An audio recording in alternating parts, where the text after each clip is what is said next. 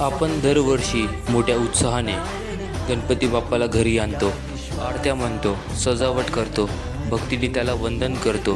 पण या सगळ्या मागे हात असतो त्या मूर्ती घडवणाऱ्या कलाकाराचा. ती मातीची मुठभर धूल असते जी कलाकाराच्या हातात पडली की देवरूप धारण करून जाते. सकाळी पहाटेपासून संध्याकाळपर्यंत, कधी अंधाराच्या गाळात, कधी चिखलात उभे राहून हजारो मूर्ती घडवणारा हा कलाकार, त्याला ना मंच मिळतो ना गौरव. पण तरीही तो श्रद्धेने बाप्पाला घडवत राहतो. प्रत्येक मूर्तीमध्ये असतो त्याचा श्रम, त्याचं प्रेम आणि त्याची भक्ती. आपण गणपती बाप्पाच्या मूर्तीला प्राणप्रतिष्ठा करतो, पण त्या मूर्तीमध्ये आधी प्राण घालणारा असतो तो म्हणजे कलाकार.